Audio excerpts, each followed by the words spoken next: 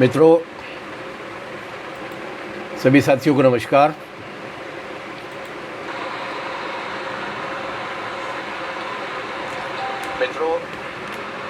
आज की चर्चा सभी साथियों को नमस्कार हम लोग शुरू कर रहे हैं।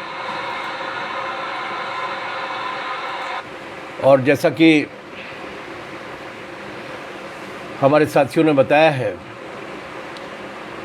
कि आज हम अपने समाज की एक ऐसी महान शख्सियत के बारे में विचार करेंगे,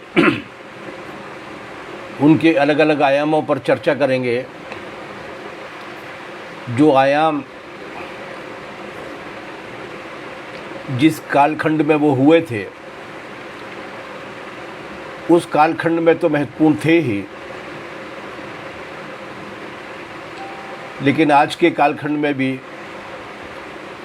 उस समय काल में भी जिसमें हम लोग रह रहे हैं, उस समय काल में भी उनका महत्व कम नहीं हो जाता। हमारे मित्र लोग जोड़ना शुरू कर रहे हैं। जब तक वो जोड़ते हैं तब तक हम लोग पृष्ठभूमि के रूप में और विषयों पर भी बातचीत कर सकते हैं जो इसी से संदर्भित विषय है। एक बात तो ये है कि कोई बना बनाया फ्रेम किन्हीं परिस्थितियों पर, किसी समय पर या किसी व्यक्तित्व पर नहीं लगाया जा सकता। हम एक अपना फ्रेम लेकर घूमें और उस फ्रेम में हम कसने की कोशिश करें उन व्यक्तियों को, तो वो उन व्यक्तियों के साथ भी न्याय नहीं होगा और उसका कोई फ़ायदा भी, कोई सबक भी, कोई लाभ भी हमें अपनी जानकारी को बढ़ाने में या मनुष्यता को नहीं होगा। जो भी व्यक्तित्व होते हैं, जो भी आंदोलन होते हैं, जो भी घटनाएं या परिस्थितियां होते हैं या जो भी मूल्यांकन होते हैं, उन्हें उनके विशेष कालखंड में ही देखा जाना चाहिए, जिसे हम कहते हैं देश काल में, टाइम एंड स्पेस में। इस बीच में समाज आगे बढ़ चुका होता है, मूल्य आगे बढ़ चुके होते हैं, इसलिए कई बार हमें वो चीज़ें बहुत अजीब सी लगती हैं, लेकिन वो दरअसल अजीब होती नहीं है। वो एक ख़ास तरीके की समग्रता में अगर हम उसको देखते हैं तो उस समग्रता में हम लोगों को उसका महत्व समझ में आता है। और ये एक ऐसी बड़ी बात है जिसे अगर हम मिस कर देते हैं तो हमें लगता है कि हम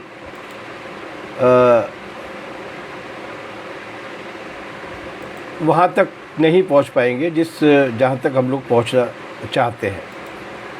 ये बात कहने के बाद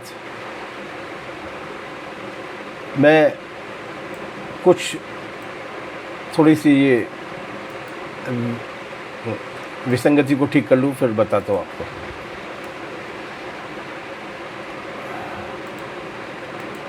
हाँ, तो हम लोग अगर ऐसा नहीं करते हैं तो हम लोग उस ठीक ठाक निष्कर्ष तक नहीं पहुंच पाते जिस ठीक ठाक निष्कर्ष तक हम लोग पहुंचना चाहते हैं, जो फ़ायदा हमें हो सकता है और जो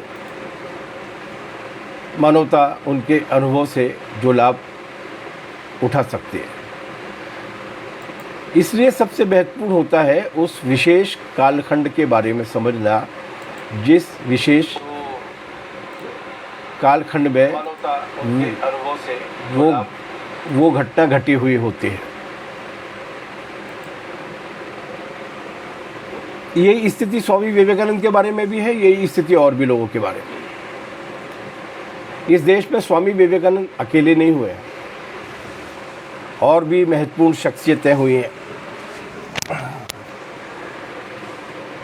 जिन्होंने संत का वाना धारण करके, स्वामी बनके, साधु बनके उन जड़ताओं पर वार करने की कोशिश की जो उनके मुताबिक इस देश को काफ़ी नुकसान पहुंचाने वाली जड़ताएं थी। उनका नाम लेना यहाँ पर मुश्किल है क्योंकि उनकी तादाद बहुत ज़्यादा है। लेकिन एक स्वामी रामानंद हुए थे। दक्षिण में ख़ास तौर से ये जो इलाका है, जो कर्नाटका के और उससे जुड़ा हुआ जो इलाका है, वहाँ पर एक सोशल रिफॉर्मर हुए थे जिन्हें संत और भगवान तक की पदवी बाद में दे दी गई। वासवन्ना नाम था उनका। रामकृष्ण परमहंस तो एक बहुत बड़े रिफॉर्मर थे जिन्होंने एक ऐसा पूरे का पूरा सोच विकसित किया। स्वामी विवेकानंद जी उन्हीं के शिष्यों में से एक थे। महाराष्ट्र में ऐसे अनगिनत लोग पैदा हुए हैं। साहू छत्रपति महाराज उनमें से एक थे, तुकाराम उनमें से एक थे, नाम संत अय्यनकली हुए थे, सुब्रमण्य भारती हुए थे, अयोधी चौस पंडितार हुए थे। अनेक लोग हुए जिन्होंने अपने समाज के, अपने काल में, अपने समाज में विद्यमान कुरीतियों पर चोट करने की कोशिश की और एक बेहतर समाज बनाने के लिए अध्यात्म और दर्शन और धर्म की उनकी जो समझदारी थी उसको उन्होंने परिमार्जित किया, परिवर्तित किया, बदला और उसके आधार पर समाज को बदलने की कोशिश की। स्वामी विवेकानंद इनमें से थोड़े और भी अद्भुत है। इसलिए पहली बात तो ये कि उनकी एक पान इंडियन छवि है। पूरे भारत में उनकी लोकप्रियता है, पूरे भारत में उनका की स्वीकार्यता है, उनकी पहचान है। हालांकि खेद की बात है, अफसोस की बात है कि वो पहचान केवल एक कैलेंडर पर छपी हुई एक सुंदर बलिष्ठ शरीर की पहचान भर रह गई है। उन्होंने जो करना चाहा था, उनका जो मिशन था, उनकी जो परिकल्पना थी, उनकी जो सोच और समझदारी थी, वो लोगों के बीच में नहीं ले जा पाई है। और ये अचानक नहीं हुआ है, ये जानबूझकर हुआ है। क्योंकि छवि में बैठे हुए विवेकानंद जो भगवा वस्त्र धारण किए हुए एक दैदीप्यमान चेहरे के साथ हमारे सामने आते हैं, वही विवेकानंद जब अपनी विवेचना के रूप में, जब अपनी व्याख्याओं के रूप में, जब अपने विश्लेषण के रूप में, जब अपने कथनों के रूप में सामने आते हैं तो उनके लिए सुविधाजनक नहीं होते जो उनकी उस छवि का इस्तेमाल करना चाहते हैं। इसीलिए उन्होंने विवेकानंद को हड़प लिया छवि के रूप में, एक पोस्टर बॉय के रूप में, और उनको हड़पने के बाद जानबूझकर ये कोशिश की कि न वे पढ़े जाएं, न तो वो खुद पढ़ते हैं, न अपने कार्यकर्ताओं को पढ़ाते हैं। और इसीलिए उनकी ये कोशिश रहती है कि लोग भी उन्हें न पढ़ें। आपको याद होगा जब 2014 में ये सरकार में आए थे तो 2016 में 8वीं कक्षा के पाठ्यक्रम में से विवेकानंद पर 2657 शब्दों का जो लेख हुआ करता था उसको घटाकर उन्होंने 27 शब्दों का 27 शब्दों का कर दिया था। वो केवल अंबेडकर से ही नहीं डरते, वो केवल मार्क्स या कम्युनिस्टों से ही नहीं डरते। उनका भय केवल गांधी से ही नहीं है, उनका भय विवेकानंद से भी है। इसलिए विवेकानंद के भी उन्होंने पाठ्यक्रम को विलोपित करने की कोशिश की थी, जो जानकारी निकल कर आई थी। बहरहाल ये एक अलग इशू है। शासक वर्ग कभी नहीं चाहता कि उसके विरोध को आवाज़ देने वाले या उसके विरोध को नेतृत्व दे सकने वाले विचार जनता के बीच में लोकप्रिय हों, लेकिन इसके बाद भी वो लोकप्रिय होते हैं क्योंकि जनता अपने विचारों को लोगों के बीच में ले जाने के लिए, उन्हें अपने आंदोलन का फरहेरा बनाने के लिए, उन्हें परिवर्तन का सूत्र या मंत्र बनाने के लिए कभी भी शासक वर्गों की मोहताज नहीं हो सकती। विवेकानंद एक ऐसे क्रांतिकारी योद्धा हैं जिन्होंने दर्शन को अपनी राजनीतिक लड़ाई का आधार बनाया। अगर हम इतिहास में जाकर देखते हैं तो हम इतिहास में जाकर ये देखते हैं कि समाज के अंदर असल में राजनीति क्या होती है। असल में राजनीति होती है जो समाज हमें आज मिला है, उस समाज में जो कमजोरियां हैं, जो विसंगतियां हैं, उनको दूर करना और उसे एक बेहतर समाज के रूप में छोड़ कर जाना। राजनीति इसका एक औजार होती है, राजनीति इसका एक जरिया होती है। ये जो पॉलिटिकल पार्टीज़ हैं ये 250, 300, 350 हसीयत 350 साल पुरानी होंगी। हसीयत इससे अधिक पुरानी नहीं है, लेकिन मानव सभ्यता तो इतनी संक्षिप्त नहीं है। उसके पहले ये सारे के सारे द्वंद्व कहाँ हुआ करते थे, उसके पहले ये सारी बहसें कहाँ हुआ करती थी। उसके पहले परिवर्तन के लिए संघर्ष कहाँ हुआ करते थे। जिस तरीके से राजनीतिक पार्टियां आज की तारीख में जनता का पर राज करने और जनता का शोषण करने का औजार है, उसी तरीके से राजनीतिक पार्टियां उस शोषण के खिलाफ प्रतिरोध का भी एक जरिया और औजार है। इसी तरीके से जब ये राजनीतिक पार्टियां अस्तित्व में नहीं थीं, तब शोषण का जो औजार हुआ करता था वो दर्शन और धर्म हुआ करता था, और अगर वो सत्ता वर्गों के शोषण का दमन करने का, राज करने का औजार हुआ करता था, तो उसके खिलाफ प्रतिरोध का, आंदोलन का आधार भी दर्शन और धर्म ही हुआ करता था। तो जाहिर सी बात है कि दर्शन की भाषा में, धर्म की ये भाषा में भी वो राजनीतिक लड़ाई का आधार बनाया उन्होंने, और उस पर एक ऐसी मजबूत बुनियाद रखी थी विवेकानंद ने, स्वामी विवेकानंद जी ने, कि उस पर अगर हम ठीक तरीके से उसको पढ़ते और ठीक तरीके से उसके हिसाब से आचरण करने की कोशिश करते, तो एक सभ्य लोकतांत्रिक समाज की इमारत खड़ी की जा सकती थी, लेकिन नहीं की गई। वो एक अलग बात है। स्वामी विवेकानंद के अलग अलग पहलुओं पर आने के पहले मैं उनके जीवन से जुड़ी हुई दो कहानियाँ सुनाता हूँ। ये दोनों कहानियाँ इसके अलावा भी अभी 45-50 मिनट की या 1 घंटे की लाइव के दौरान मैं जितने भी उद्धरण स्वामी विवेकानंद ने कह के देने वाला हूँ, उन सब के संदर्भ हैं। वो विवेकानंद जी की संकलित रचनाओं में छपे हैं, वो विवेकानंद जी की पत्रावली में छपे हैं, वो विवेकानंद जी पर लिखी गई रामकृष्ण आश्रम द्वारा प्रकाशित की गई किताबों में लिखे गए हैं, जो उनका सबसे प्रामाणिक संदर्भ है। बाकी के प्रकाशनों में उनकी बहुत तरीके से एडिटिंग और सेंसर उनको किया जा चुका है, लेकिन रामकृष्ण आश्रम ने कम से कम आज से 10 साल पहले तक की बात है, उस तक उन्होंने जितनी भी किताबें छापी थी, उनमें स्वामी विवेकानंद के बारे में वही बातें थी जो उन्होंने कही थी। बहरहाल मैं उनकी 2 कहानियों से शुरू करना चाहता हूँ। एक कहानी तो ये है कि जब वो कश्मीर की ओर यात्रा करने के लिए जा रहे थे, तो उस वक्त जब वो एक नदी के पास पहुँचे, तो वहाँ पर उनके वस्त्रों को देखकर, युवा तो थे, आकर्षक व्यक्तित्व था ही, वहाँ पर एक साधु महाराज का एक मठ बना हुआ था। उन्हें ये मालूम पड़ा कि विवेकानंद आए, तो उन्होंने विवेकानंद को बुलाया और अपने पास उन्होंने कहा कि देखो, मैं तुम्हें एक चमत्कार दिखाता हूँ। और वो सरपट से, वो जो साधु महाराज थे, वो सरपट से बहुत तेज़ी के साथ पैदल चलते हुए नदी को पार कर गए, और उसके बाद लौट कर आए और बड़ी शान के साथ उन्होंने कहा कि ये जो चमत्कार है, ये जो सिद्धि है, मैंने 50 साल की तपस्या के बाद हासिल की है। विवेकानंद जी ने बहुत ही कातर भाव से उनकी ओर देखा और उन्होंने कहा कि जो नदी 1 पैसा देकर नाव में बैठकर पार की जा सकती है, उस काम के लिए आपने 50 वर्ष जीवन के खर्च कर दिए। इस तरीके का उनका सोच था कि जो सुविधाएं उपलब्ध है, जो टेक्नोलॉजी उपलब्ध है, उसको हासिल करने के लिए, ये तंत्र मंत्र को सिद्ध करने के लिए, ये धर्म नहीं है, ये दर्शन नहीं है, जीवन इसके लिए नहीं होता। जीवन और भी ज़्यादा उपयोगी काम के लिए होता है। एक बार की और घटना है, बंगाल में अकाल पड़ा हुआ था, और बंगाल में अकाल पड़ा हुआ था और लोग भूखों मर रहे थे। उस वक्त ये कुछ लोग गौरक्षा मंडल के नाम से कुछ लोग स्वामी जी के पास गौरक्षा का चंदा मांगने के लिए आए। उन्होंने जितने भी लोग आए थे उन लोगों से ये पूछा कि आप लोग अकाल में भूखों मर रहे इंसानों के लिए भी कुछ कर रहे हैं क्या? तो गौरक्षकों ने ये कहा कि हम लोग ऐसे अकाल वकाल के काम में नहीं पड़ते।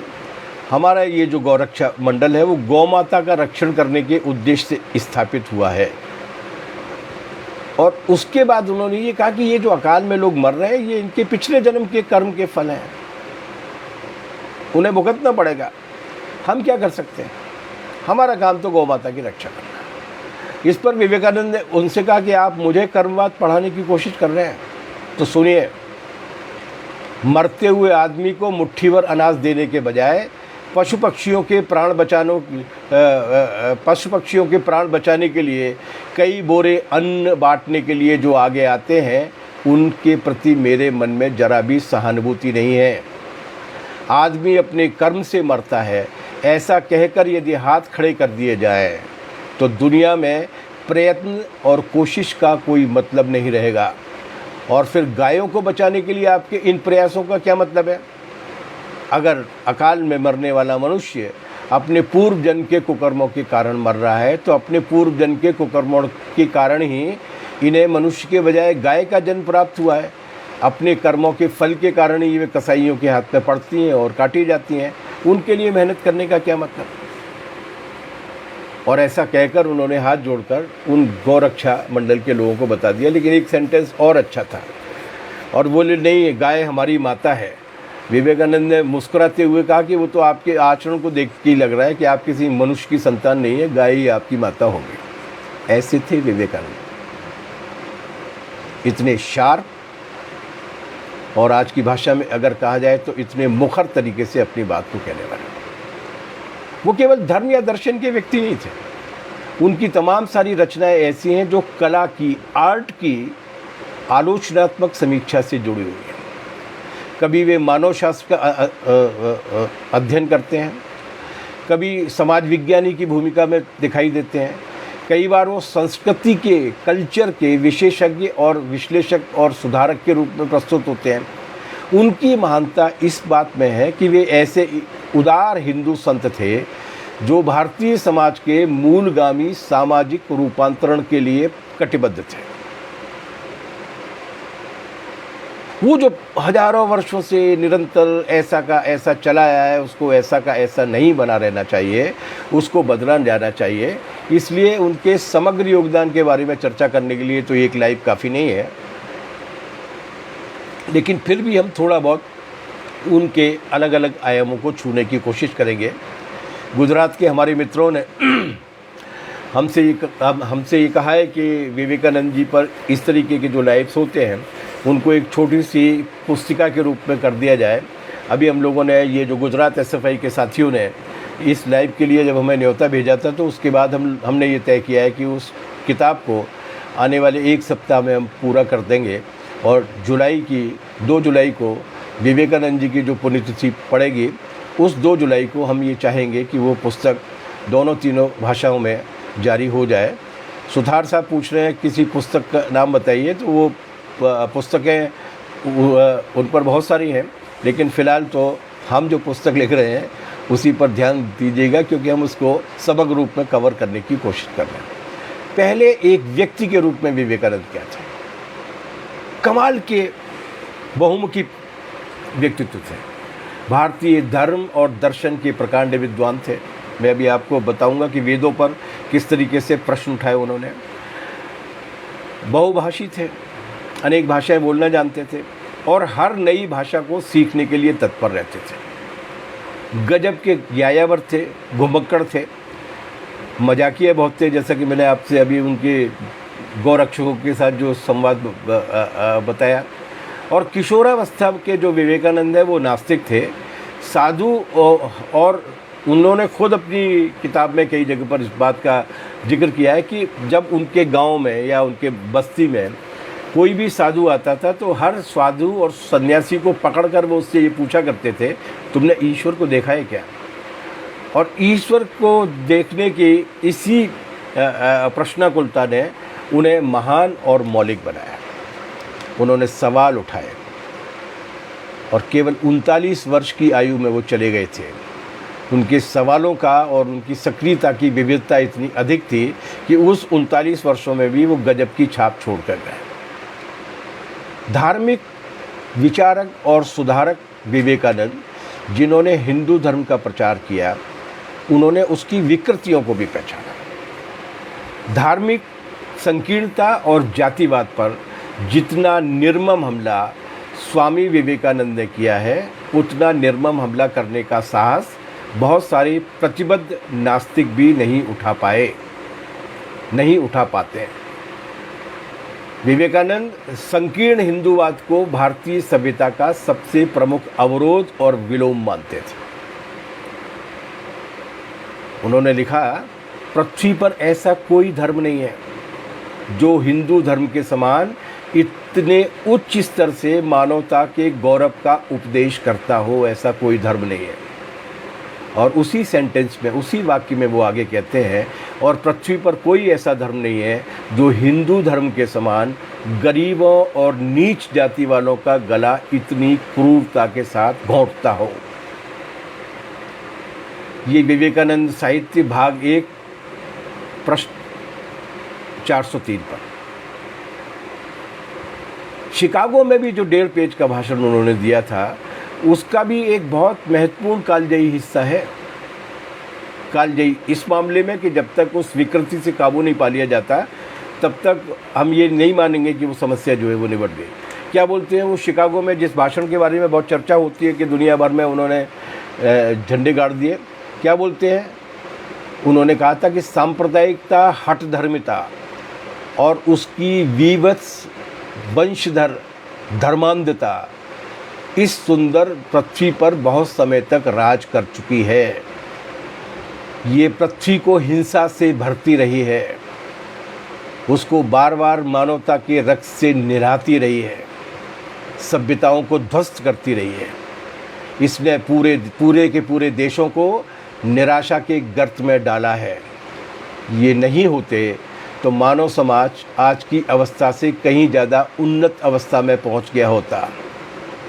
और उस वक्त उन्होंने ये कहा था कि आज सुबह इस सर्वधर्म सम्मेलन की शुरुआत करने के लिए इस सभा के सम्मान में जो घंटा बजाया गया है, वो हर तरीके की धर्मांधता को, तलवार या लेखनी के द्वारा होने वाले सभी उत्पीड़नों को, मानवों की पारस्परिक कटुताओं की मौत का घंटा साबित होना चाहिए। धर्मांधता के, कट्टरता के, सांप्रदायिकता के कठोर विरोधी थे, उनकी मौत की कामना करते थे। उस हिंदू धर्म को, जिसके वेदांती अद्वैतवाद के वे पक्षधर थे, उसे लेकर भी उन्होंने बार बार सवाल उठाए। उसकी कुरीतियों और कमजोरियों पर भी बार बार धारदार और निर्भर हमला किया। विवेकानंद का महत्व उनके धर्म प्रचार में नहीं है, बल्कि विवेकानंद का महत्व इस बात में है कि वो भारत की राष्ट्रीय विरासत को समझाने, अपनाने में और समस्याओं के समाधान में हमारी मदद करते हैं। उन्होंने कहा था कि अंधविश्वास मनुष्यता का महान शत्रु है। आज की परिस्थितियों में वो कितने महत्वपूर्ण है। उन्होंने कहा था कि अंधविश्वास मनुष्यता का महान शत्रु है, मगर धर्मांधता उससे भी ज़्यादा बड़ी शत्रु है। उन्होंने कहा था कि वे ऐसे ईश्वर में विश्वास नहीं करते जो यहाँ तो रोटी नहीं दे सकता, लेकिन स्वर्ग में अनंत सुखों की बौछार करता है। वो ऐसे ईश्वर में विश्वास नहीं करते।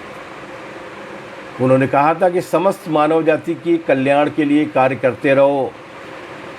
एक संकीर्ण दायरे के अंदर बंधे रहकर अपने को शुद्ध हिंदू समझने का जो गर्व करते हो, उसे छोड़ दो। उन्होंने पूछा था उस वक्त कि क्या एक शूद्र को सन्यासी बनने का अधिकार है? उन्होंने कहा था कि साधारण प्रजा सारी शक्ति का आधार होने पर भी उसने आपस में इतना भेद कर रखा है कि वो अपने अधिकारों से वंचित है। और जब तक ये अभाव बना रहेगा, जब तक ये भेदभाव बना रहेगा, तब तक उसकी यही दशा बनी रहेगी।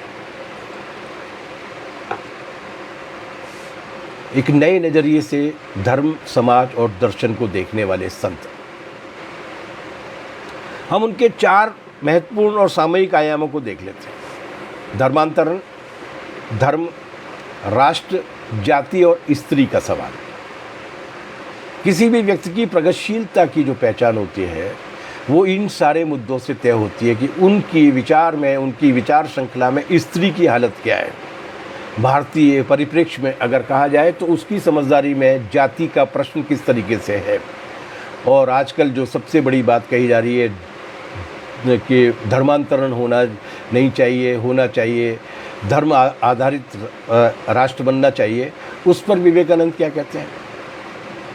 उन्होंने सवाल किया है, उन्होंने कहा कि भारत के मुसलमानों में इतने सारे गरीब क्यों हैं?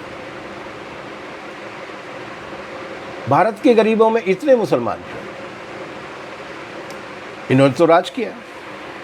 ये उन्होंने एक बड़ी बात कही थी जो आज की तारीख में कहते तो पता नहीं उनके साथ क्या होता।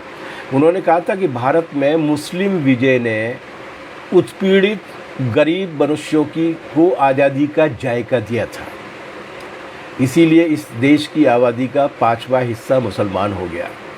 ये सब तलवार की जोर से नहीं हुआ। तलवार और विध्वंस के जरिए हिंदुओं का इस्लाम में धर्मांतरण हुआ है, ये सोचना पागलपन के सिवाय और कुछ नहीं है।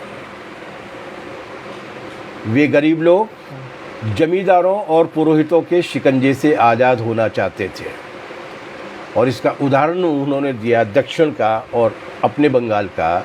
उन्होंने कहा कि इसीलिए बंगाल के किसानों में हिंदुओं से ज़्यादा मुसलमान हैं, क्योंकि बंगाल में बहुत ज़्यादा जमींदार थे।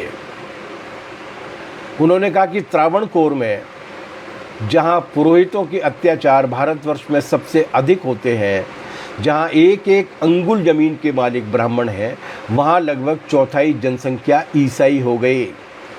ये देखो ना, हिंदुओं की सहानुभूति न पाकर मद्रास प्रांत में हजारों पेरिया ईसाई बनते चले जा रहे हैं। ये समझना कि ये केवल पेट के लिए ईसाई बनते हैं, असल में वो हमारी सहानुभूति न पाने की वजह से ईसाई बनते हैं। और इसीलिए उन्होंने कहा, ये उनका आह्वान था, नया भारत गढ़ो। उसमें उन्होंने कहा कि पहले रोटी तब धर्म चाहिए। गरीब बेचारे भूखों मर रहे हैं और हम उन्हें आवश्यकता से अधिक धर्म के उपदेश दे रहे हैं। धर्म और राष्ट्र के सवाल पर भी उनका दिलचस्प कथन था। वो ये कहते हैं कि धर्म बदल लेने से राष्ट्र नहीं बदल जाता, न संस्कृति बदल जाती है। संस्कृति और राष्ट्र किसी देश का या राष्ट्र का आधार नहीं हो सकते। संस्कृति और धर्म किसी राष्ट्र का या किसी देश का आधार नहीं हो सकते। हमारे देश में जितने भी धर्म, संप्रदायों, जातियों, नस्लों के लोग हैं, उन सब का राष्ट्र एक है। उन सब की संस्कृति साझी तरीके से विकसित हुई है। ये जो विदेशी शासकों द्वारा डरा कर, धमका कर जो गढ़ा गया है, वो मिथ तोड़ा जाना चाहिए। हमें मानना चाहिए कि यहाँ आर्य हैं, यहाँ द्रविड़ हैं, यहाँ तातार हैं, यहाँ तुर्क हैं, यहाँ मंगोल हैं, यहाँ शक हैं, यहाँ हूण हैं, कुषाण हैं, यहाँ यूरोपीय जातियाँ हैं, और ये सभी जातियाँ इस भूमि में अपना खून मला रही हैं। ये उन सब की भूमि है। ये विवेकानंद कहते हैं। 1902 में चले गए थे विवेकानंद। ये विवेकानंद कहते हैं। ये विवेकानंद कहते हैं कि भाषा का यहाँ विचित्र ढंग का जमावड़ा है। आचार और व्यवहारों के मामले में जितना भारत के 2 समुदायों और जातियों में अंतर है, उतना पूर्वी और यूरोपीय जातियों में नहीं है, और ये एक वास्तविकता है। इस वास्तविकता को स्वीकारना चाहिए। उन्होंने कहा कि होश, और इसीलिए उनका ये कहना था कि हमें कभी भी अपनी बात, कभी भी अपनी परंपरा, रीति रिवाज किसी दूसरे पर नहीं थोपना चाहिए। और इसके लिए वो एक उदाहरण देते हैं। वो बोलते हैं कि हो सकता है एक पैर पर खड़ा होना मेरे लिए फ़ायदेमंद हो, मुझे सूट करता हो, लेकिन अगर मैं कहूँ कि सभी को एक पैर पर खड़ा होना चाहिए तो ये कितना सही होगा। वो एक अंग्रेज विचारक से बातचीत करते हुए ये कहते हैं, जब वो उनसे पूछता है कि धर्म के बारे में आपकी मान्यता क्या है, तो वो ये कहते हैं ये बिल्कुल संभव हो सकता है कि मैं द्वैतवादी रहूं, मेरी पत्नी अद्वैतवादी हो और मेरी संतान ईसा, बुद्ध या मोहम्मद की अनुयायी हो। ये बिल्कुल संभव है। धर्म में इसी तरीके की लोकतांत्रिकता होनी चाहिए। ये है धर्म के चुने जाने के बारे में स्वामी विवेकानंद के विचार। और इसी क्रम में ये हार्वर्ड यूनिवर्सिटी में वहाँ के इंटेलेक्चुअल्स के साथ बातचीत पे कहा था, और ये स्वामी विवेकानंद जी की संकलित रचनाओं में संकलित है। और इसी के साथ उन्होंने कहा था कि हिंदू धर्म को या किसी भी धर्म को किसी भी दूसरे धर्म से खतरा नहीं है। उन्होंने कहा हिंदू धर्म को और किसी भी धर्म को किसी दूसरे धर्म से नहीं, असली खतरा उसके अपने एजेंटों से है। जो उसके धर्म के नाम पर एजेंट बन के आ जाते हैं। और ये विवेकानंद थे जिन्होंने कहा था कि उनका आदर्श इस्लामी देह में वेदांती मन है। पाखंड के खिलाफ थे और बहुत निर्मम तरीके से लिखा करते थे। उस पाखंड के बारे में चर्चा करते हुए ये कहते हैं कि वो देश, मैं उनका कोटेशन आपके बीच में बोल देता हूँ, वो देश जहाँ करोड़ों व्यक्ति महुआ के पौधे के फूल पर जीवित है और जहाँ 10 लाख से ज़्यादा साधु और कोई 10 करोड़ ब्राह्मण हैं जो गरीबों का खून चूसते हैं, ये देश है या नरक है? ये धर्म है या ये शैतान का नृत्य है? विवेकानंद कह रहे हैं। और इसीलिए वो गौरक्षकों के साथ जो उनका संवाद हुआ था वो मैंने आपके बीच में रखा। उन्होंने कहा था कि ये पुरोहित प्रपंच की बुराइयों का निराकरण करना होगा। आगे आओ, इंसान बनो। युवाओं के नाम लिखी हुई चिट्ठी में उन्होंने किस शब्दावली का इस्तेमाल किया है उस पर गौर फरमाइए। पुरोहित प्रपंच की बुराइयों का निराकरण करना होगा, आगे आओ, इंसान बनो। लात मारो इन पुरोहितों को। ये हमेशा प्रगति के खिलाफ रहे हैं, ये कभी नहीं सुधरने वाले, इनके दिल कभी बड़े नहीं होने वाले। ये सदियों के अंधविश्वास और निरंकुश निर्दयता की औलादें हैं। सबसे पहले इस पुरोहिताई को जड़ से मिटाओ। सारे पंडों, और आज की संदर्भ में थोड़ा सा अगर हम सेक्युलर हो जाएं तो सारे वसूली भाई पादरी और कटबुल्लों को भी जोड़ लें।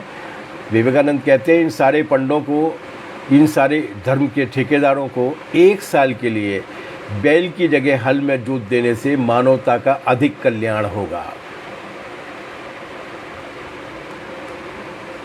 आज अगर विवेकानंद होते तो शायद वो ये कहते कि आज की तारीख में धर्म सम्मेलन की सबसे अच्छी जगह है जेल, जहाँ पर इनमें से बहुत सारे पाखंडी इस वक्त अपनी जेल यात्रा काट रहे हैं। और वही उसी वाक्य में वो नौजवानों से अपील करते हुए कहते हैं, आगे आओ, इंसान बनो। अपने छोटे छोटे गड्ढों से बाहर निकलो, कूप मंडूकता से बाहर निकलो। बाहर की ओर देखो तो सही, देखो तो बाकी देश किस तरीके से प्रगति कर रहे हैं। क्या आप मनुष्य से प्यार करते हो? क्या आप देश से प्यार करते हो? तो आओ, अपन मिलकर ज़्यादा बड़ी और ज़्यादा अच्छी चीज़ों के लिए लड़ते हैं। पीछे की ओर मुड़कर मत देखो, मत देखो पीछे की ओर। तुम्हारा प्रिय या नज़दीकी ही क्यों न पुकार रहा हो, पीछे की ओर मत देखो, आगे देखो, क्योंकि हमारी आंखें आगे हैं, पीछे की ओर नहीं है। कितनी क्रांतिकारिता है, कितना नयापन है। और ये बात करने वाले स्वामी विवेकानंद की आज हालत क्या होती है वो तो एक अलग प्रश्न है, लेकिन उस ज़माने में भी कोई उनकी कम ख़राब हालत नहीं हुई थी। वो अमेरिका की यात्रा पे गए, वो तकरीबन 2.5 साल अमेरिका रहे थे, 2 किश्तों में गए थे। तब भारत के अखबारों में, ख़ास तौर से बंगाल के अखबारों में, वो क्या खा रहे हैं अमेरिका में, किस तरीके का भोजन कर रहे हैं, बीफ खा रहे हैं कि नहीं खा रहे हैं, इसको लेकर वो काफ़ी ट्रोल हुए थे। इस पर उन्होंने 3 चिट्ठियाँ लिखी थी जो यहाँ के अखबारों के लिए लिखी गई थी। पता नहीं उन्होंने छापी थी कि नहीं छापी थी, लेकिन उनकी संग्रह में है। और उसमें उन्होंने कहा था कि जिनका उद्देश्य, खाने पीने के बारे में वो बोलते हैं, जिनका उद्देश्य धार्मिक जीवन काटना और वैराग्य है, उनके लिए शाकाहारी भोजन अच्छा है। उन्हें निरामिष भोजन करना चाहिए, वेजिटेरियन भोजन करना चाहिए। जिन्हें रात दिन मेहनत करके कंपटीशन के बीच में अपनी जीवन नैया खैनी है, उन्हें मांस खाना ही होगा। जितने दिन बलवान की जय रहेगा उतने दिन उसे मांस खाना ही पड़ेगा, नॉन वेजिटेरियन होगा ये, अथवा किसी दूसरे प्रकार की चीज़ खोजनी पड़ेगी जो उतनी ही प्रोटीन देती हो जितनी प्रोटीन के उसके इस मुकाबले में टिकने के लिए उसके शरीर को आ गया है। नहीं तो वो बलवानों के पैर के नीचे बलहीन हो जाएगा। और इसीलिए उन्होंने लिखा था, एक जगह पर किसी भाषण में बोलते हुए ये कहा था कि अगर हम ऐतिहासिकता में उठाकर देखें तो हिंदू उस समय से गुलाम होना शुरू हुए जब उन्होंने मांसाहार को छोड़ दिया, जब ये नए तरीके का कर्म कांड आ गया। और इस मामले में उन्होंने काफ़ी विश्लेषण करके ये बताया कि भारतीय संस्कृति में या भारतीय विरासत में शाकाहारी होना कभी भी अनिवार्य गुण नहीं माना गया। खैर ये महत्वपूर्ण बात नहीं है, ये अपनी पसंद का प्रश्न है, लोग क्या चाहते हैं क्या नहीं खाते हैं। लेकिन एक और महत्वपूर्ण सवाल था जिस पर उन्होंने, जिसको कहते हैं ना take the bull by horn, उसमें भी उन्होंने सांड को पूंछ की तरफ से नहीं, मानवता की या सदाशयता की अपील करते हुए नहीं, बल्कि सींग से पकड़ा था, और उस सांड का नाम था जाति का सांड। वो लिखते हैं, एक जगह के भाषण में बोलते हैं कि पृथ्वी पर, जो मैंने पहले बोला था आपसे, कि पृथ्वी पर ऐसा कोई धर्म नहीं है जो हिंदू धर्म के समान इतने उच्च स्वर से मानवता के गौरव का उपदेश करता हो, और पृथ्वी पर कोई ऐसा धर्म नहीं है जो हिंदू धर्म के समान गरीब और नीच जाति वालों का गला इतनी क्रूरता के साथ घोंटता हो। उन्होंने कहा अब हमारा धर्म किस में रह गया है? केवल छुआछूत में रह गया है। इसे छुओ, उसे मत छुए, मुझे छुओ, हम उन्हें छूते भी नहीं हैं और उन्हें दूर दूर कहकर भगा देते हैं। क्या मनुष्य है? और उसके बाद वो ये कहते हैं कि ब्राह्मण और क्षत्रियों के यही अत्याचार चक्रवृद्धि ब्याज के सहित अब स्वयं के सिर पर पतित हुए हैं, एवं ये हजारों वर्ष की पराधीनता और अवनति निश्चित ही उन्हीं कर्मों के अनिवार्य फल का भोग है। वो लिखते हैं कि अगर हमारे देश में कोई नीच जाति में जन्म लेता है, ये नीच ऊंच के शब्द जो मैं बोल रहा हूँ आपके बीच में, ये उनके कोटेशन है, उनके उदाहरण है, और उस कालखंड में इस तरीके के शब्दों का प्रयोग करके ही बातचीत की जाती थी। इसके लिए विवेकानंद को कोई तथाकथित अम्बेडकरवादियों के विश्वविद्यालय की ओर से कोई सर्टिफिकेट देने की आवश्यकता नहीं है। ये विमर्श की भाषा हुआ करती थी उस ज़माने में, और उस वक्त वो ये उसी की कंटिन्यूटी में वो कहते हैं कि अगर हमारे देश में कोई नीच जाति में जन्म लेता है तो वो हमेशा के लिए गया बीता समझा जाता है, उसके लिए कोई आशा या भरोसा नहीं है। और इस पूरे विश्लेषण को आगे ले जाते हुए विवेकानंद क्या कहते हैं, लेकिन ये ऐसा हमेशा नहीं चलेगा।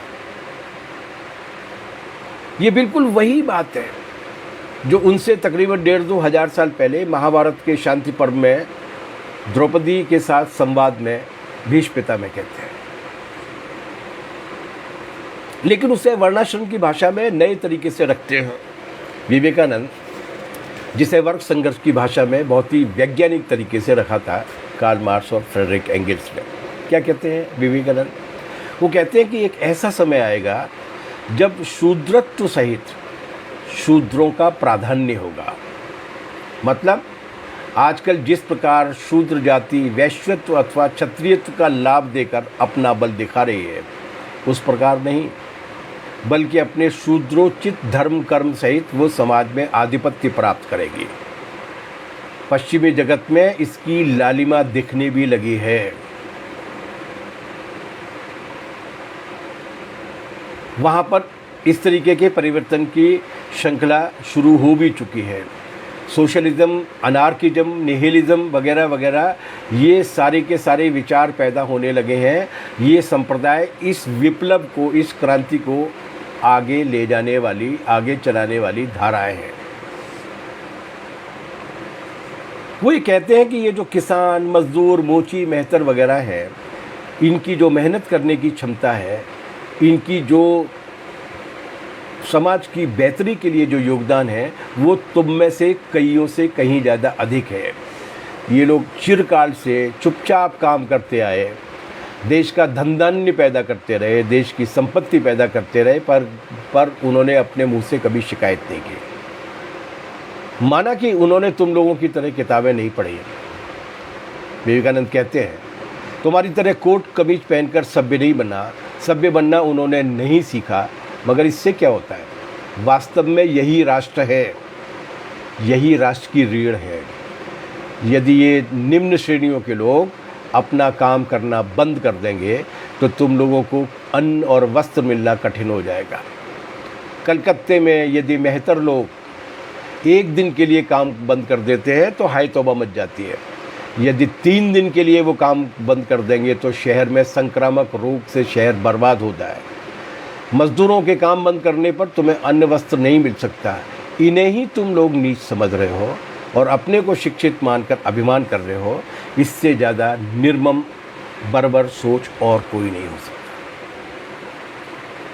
जाति के अपने विश्लेषण को वर्णाश्रम की उसी धारणा के अंदर मैंने आपसे पहले कहा कि किसी भी व्यक्तित्व या कि उसके योगदान का जो मूल्यांकन है वो उसके उस कालखंड में उसके अपने योगदान के आधार पर किया जाना चाहिए। हमारा फ्रेम लेकर उसकी शक्ल पर वो चौखटा फिट करने की कोशिश नहीं करनी चाहिए।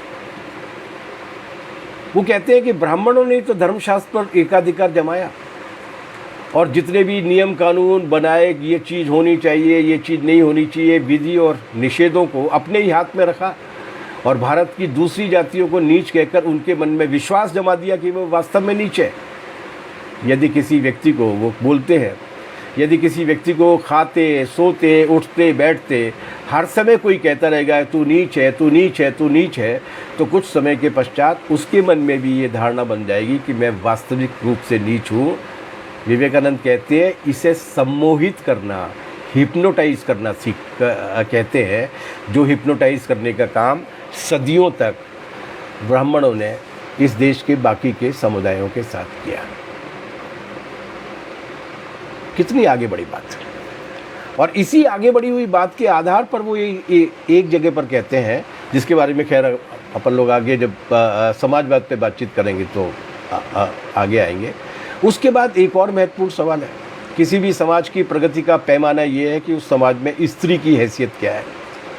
क्या बोलते हैं वो ये बोलते हैं कि भारत के सत्यानाश का मुख्य कारण ये है कि देश की संपूर्ण विद्या, बुद्धि, राज शासन और दंभ के बल पर मुट्ठी भर लोगों के एकाधिकार में रखी गई। स्मृति संहिताएं आदि लिखकर उनमें नियम और नीति बनाकर जड़ता के साथ इस देश में पुरुषों ने स्त्रियों को एकदम बच्चा पैदा करने की मशीन में बदल कर रख दिया है।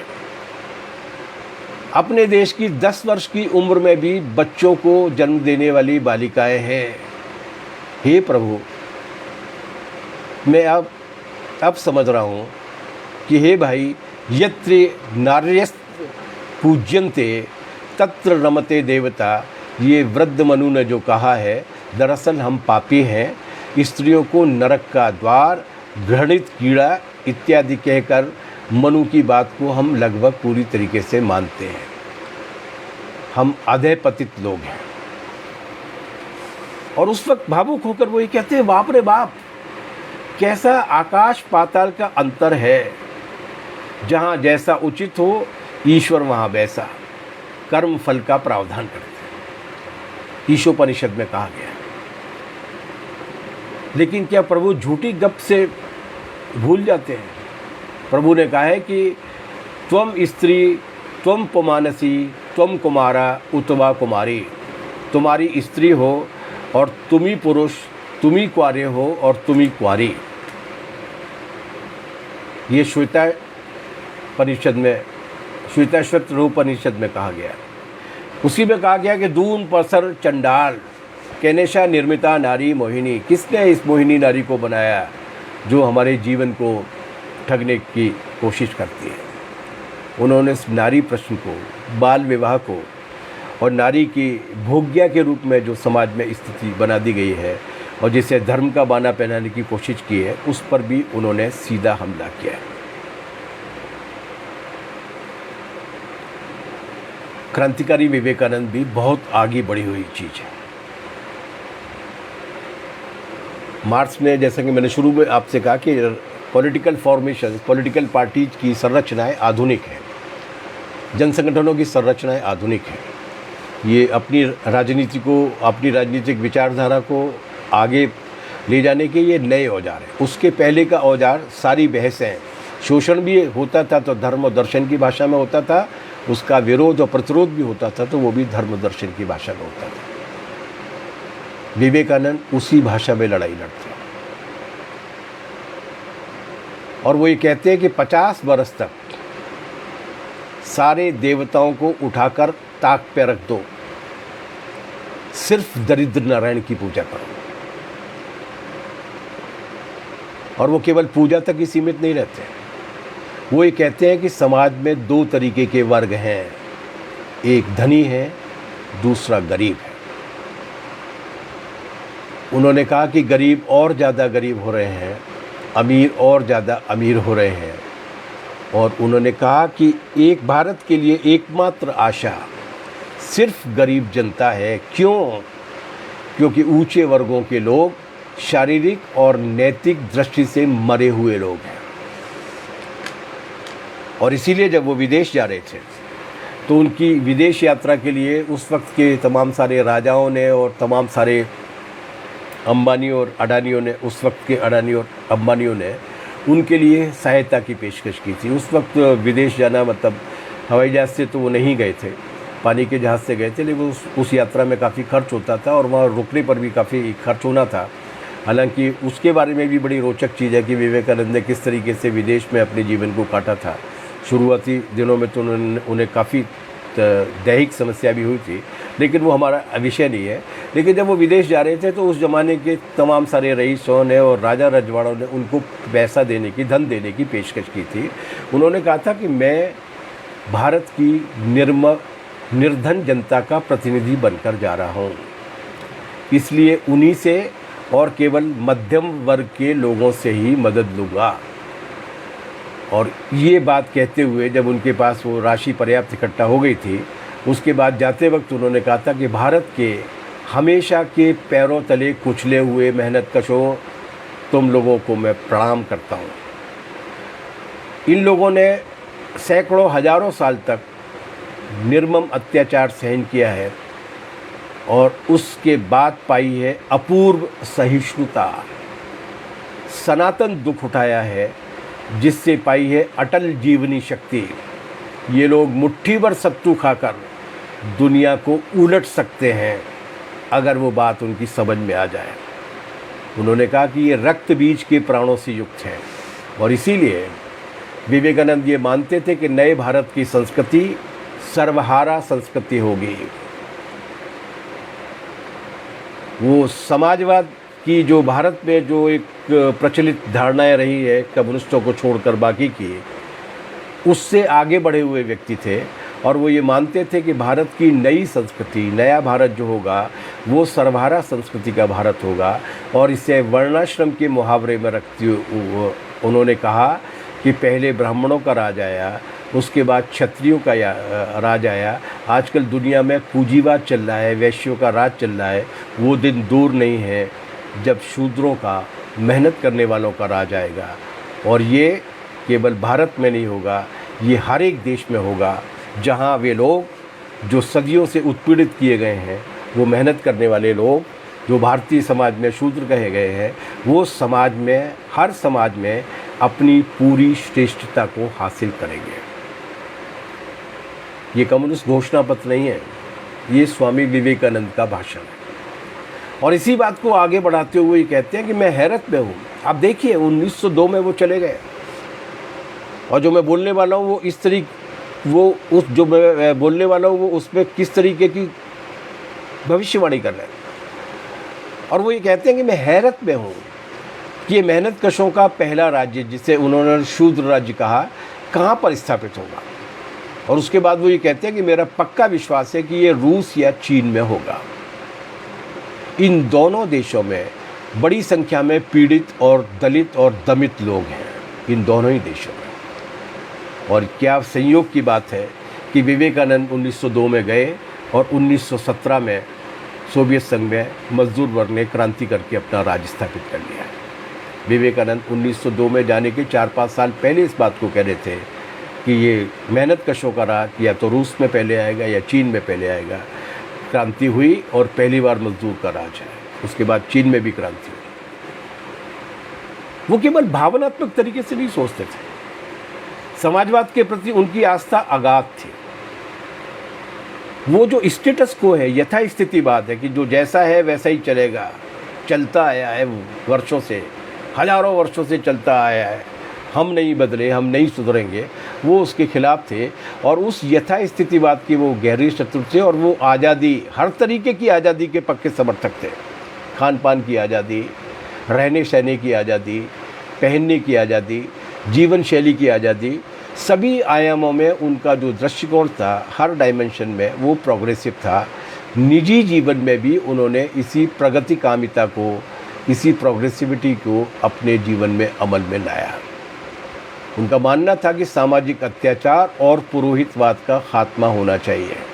जब तक पुरोहितवाद रहेगा तब तक सामाजिक अत्याचार रहेगा। उनका मानना था कि सभी के लिए समान अवसरों की स्वतंत्रता होनी चाहिए और इसके लिए वो सामाजिक ढांचे में बुनियादी तब्दीली के, आमूलचूल बदलाव के पक्षधर थे।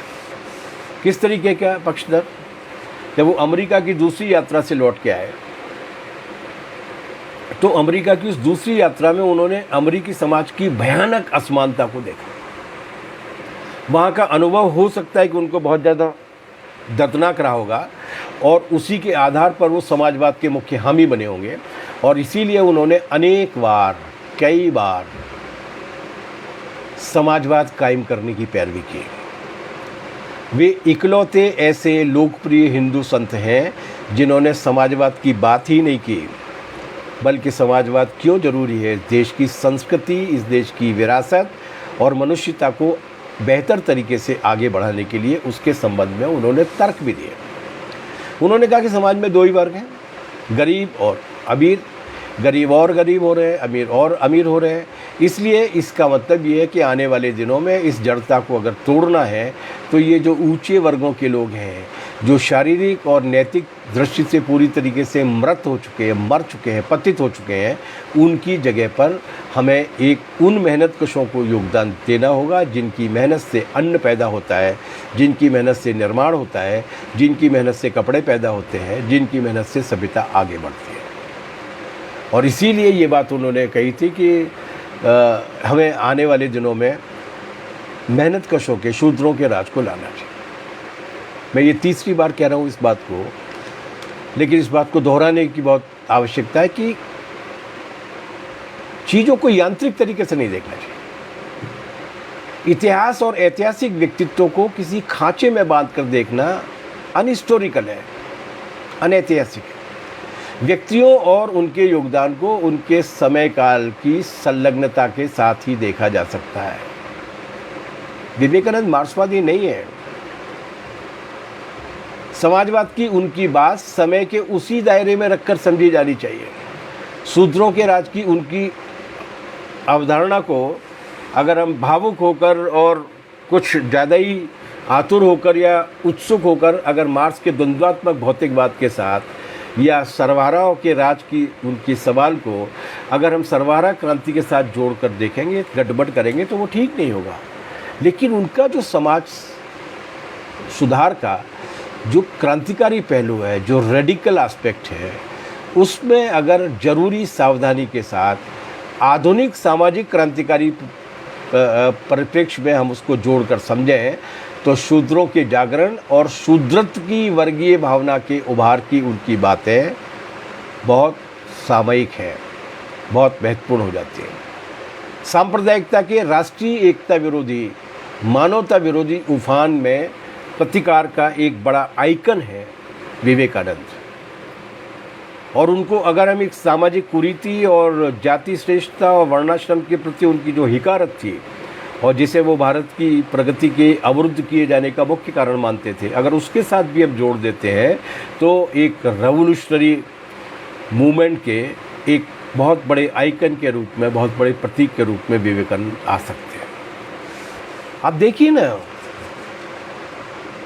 उन्होंने वेदांत दर्शन में, वो अद्वैतवादी थे, लेकिन वेदांत दर्शन में उन्होंने क्रम विकास के सिद्धांत को जोड़कर इसे साम्राज्यवादियों और तथाकथित सुधारकों के विरुद्ध लड़ने का शास्त्र बनाया।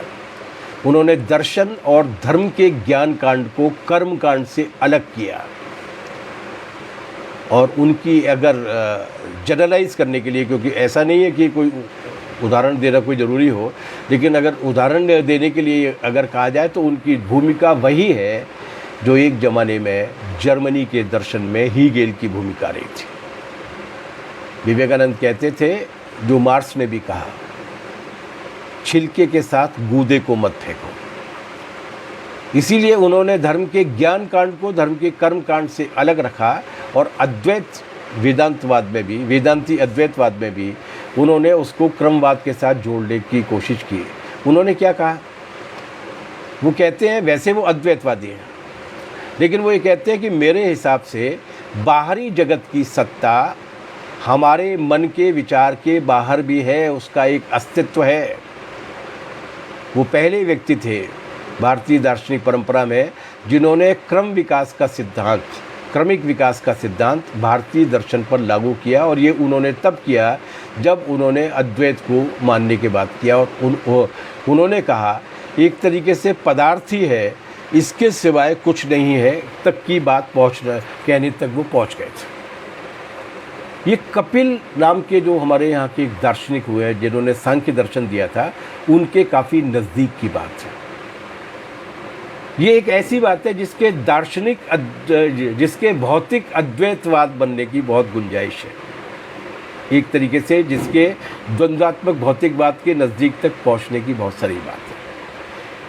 उन्होंने लिखा कि कपिल का दर्शन, सांख्य दर्शन, विश्व का पहला ऐसा दर्शन है जिसने तर्क, युक्ति और पद्धति से जगत के संबंध में विचार किया, और इसीलिए उन्होंने वेदों और उपनिषदों के अध्येताओं से, ज्ञानियों से 12 सवाल उठाए थे। उन्होंने कहा था कि वेद अगर अमर है, सनातन है, नित्य है, तो इसकी कथाओं में कितना सच है। कि ये कहा जाता है कि धर्म की ये विधि द्वापर के लिए है और ये विधि कलयुग के लिए है। जिस परमात्मा ने वेदों का निर्माण किया, उसी ने बुद्धावतार लेकर उनका खंडन किया। बुद्ध ने वेदों का खंडन किया था। तो इन धर्मोपदेशों में से किसको माने कि एक विधि द्वापर के लिए, एक विधि कलयुग के लिए? एक तरफ आप कहते हैं कि वेद नित्य हैं, और दूसरी तरफ आप ही का, विष्णु का ही जो अवतार है बुद्ध, वो उन वेदों का खंडन करते हैं। तो किसकी माने? पहले वाली की माने या बाद वाले की माने?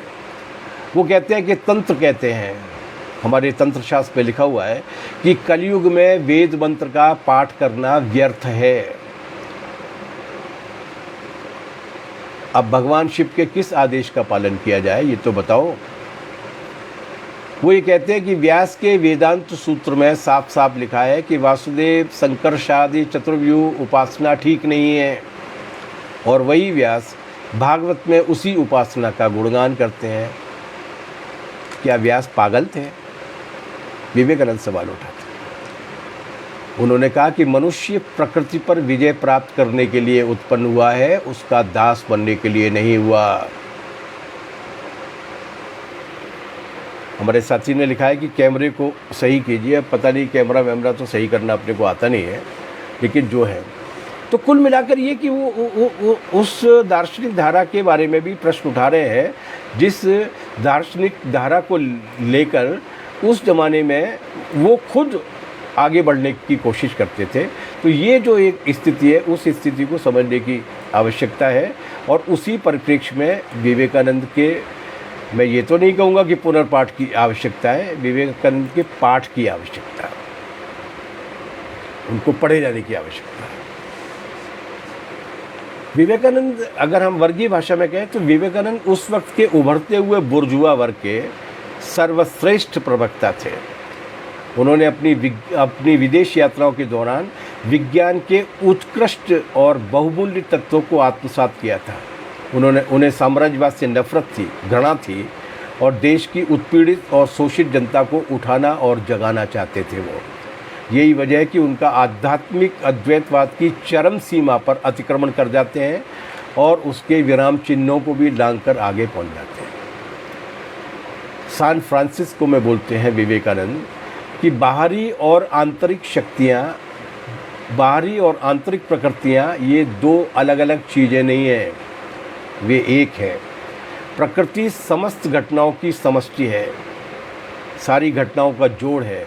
प्रकृति का मतलब, और ये वाक्य सुनते वक्त जरा मार्क्स की द्वंद्वात्मकता को याद कीजिएगा। वो ये कहते हैं प्रकृति का मतलब वो सब है जो गतिशील है, जड़ पदार्थ है, और इस गतिशीलता और जड़ पदार्थ दोनों का मन और चेतना के ऊपर असर होता है, ये स्थिति है।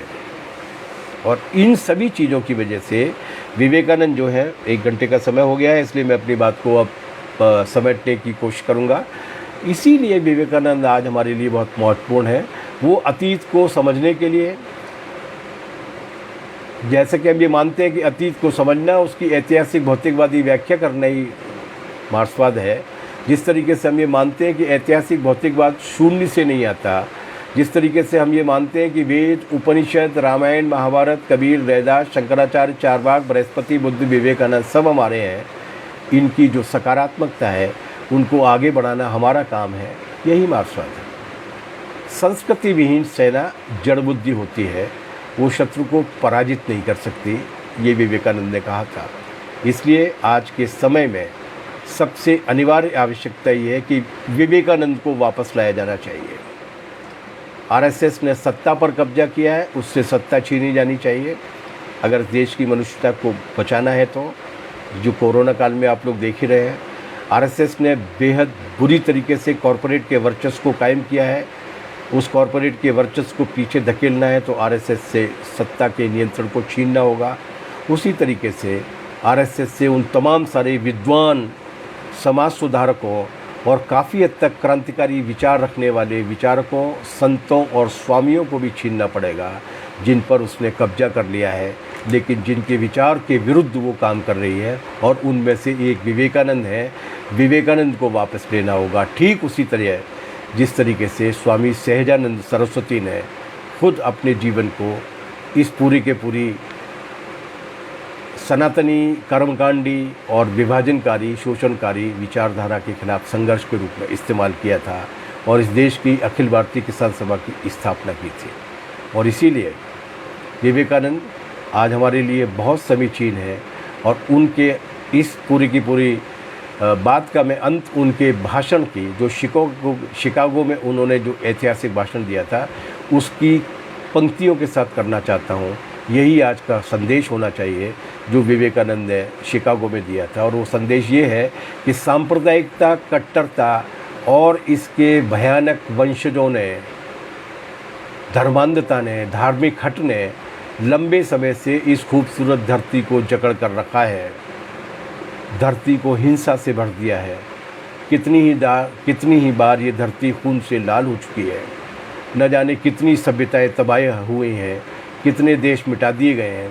ये खौफनाक राक्षस अगर नहीं होते तो मानव समाज कहीं ज़्यादा बेहतर होता जितना कि आज है। लेकिन अब इनका वक्त पूरा हो चुका है। और उन्होंने उस भाषण में ये कहा था कि मुझे उम्मीद है कि इस सम्मेलन का बिगुल सभी तरीके की कट्टरता, हठधर्मिता, धर्मांधता और दुखों का विनाश करने वाले होगा, चाहे वो तलवार की जोर पर की जा रही हो, चाहे वो कलम की जोर से। ये थे विवेकानंद, जो सांप्रदायिकता के खिलाफ थे, जो आर्थिक शोषण के खिलाफ थे, जो जड़सूत्रवाद के खिलाफ थे, जो कट्टरता के खिलाफ थे, जो धर्मांधता के खिलाफ थे।